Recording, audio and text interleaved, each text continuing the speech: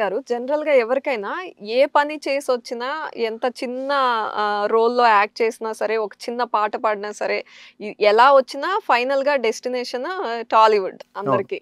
Cinema పెద్దది అనుకుంటారు. కానీ మీరు ఫస్టే కొత్తగా వచ్చి సినిమాల్లోకొచ్చి మళ్ళీ టర్న్ తీసుకొని అటువైపు వెళ్ళడానికి ఏంటి అంత ప్యాషన్ ఏంటి? అక్కడ 2 సంఘటనలు జరిగినాయి. హ్మ్. ఒకటి 'కులశేఖర్' గారు ఆ ఫిల్మ్‌కి సింగిల్ కార్డ్ రైటర్. హ్మ్. దాన్ని బ్రేక్ చేస్తూ నాకు 'తేజ' గారు ఒక పాటకు ఆపర్చునిటీ ఇచ్చింది. ఆ పాట రికార్డ్ చేస్తున్న టైంలో అనుకోకుండా అక్కడికి మన 'కులశేఖర్' గారు రావడం జరిగింది. 'కులశేఖర్' గారు రావడం వల్ల నన్ను తీసుకెళ్ళి జస్ట్ కబోర్డ్‌లో ఒక 2 నిమిషాలు కూర్చో అబ్బా! ఆయన మిగతా పాటలు ఇయ్యడు అంటే పోయి కబోర్డ్‌లో నేను కూర్చున్నా. పెద్ద కబోర్డ్ ఉంటది. దాంట్లో కూర్చున్నా. 'నగిలా కాంప్లెక్స్' అని అంటే ఆహ్, మిమ్మల్ని తీసుకెళ్ళి కబోర్డ్‌లో కూర్చోబెట్టారా? అవును. ఎందుకది దాయడం ఏంటి? 'కులశేఖర్' గారు మిగతా పాటలు ఇయ్యరు అని ఫీల్ అయితాడు. మనం ఆయన సింగిల్ కార్డ్ కదా! దాంట్లో నీది ఒక్క పాట ఆహా! అంటే ఆయన కొంచెం హర్ట్ అయితాడబ్బా! నువ్వు అట్లా ఓకే. కూర్చో.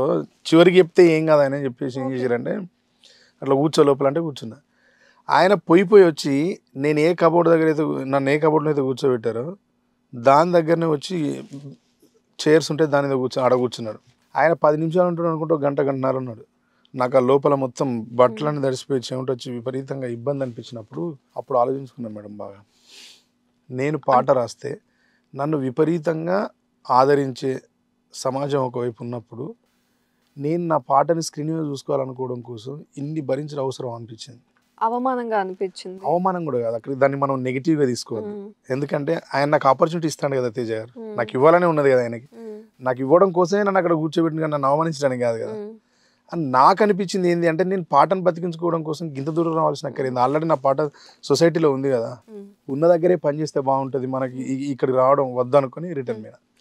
అట్లా పోయినప్పుడు కూడా నాకు మంచే జరిగింది మేడం. యెస్. మనం ఎప్పుడో భారత స్వాతంత్ర ఉద్యమంలో వాళ్ళు ఫైట్ చేసిండ్రు, వీళ్ళు ఫైట్ చేసిండ్రు అని వాళ్ళ గురించి చదువుకొని మనం ఇన్‌స్పైర్ అయినాం గానీ, హ్మ్.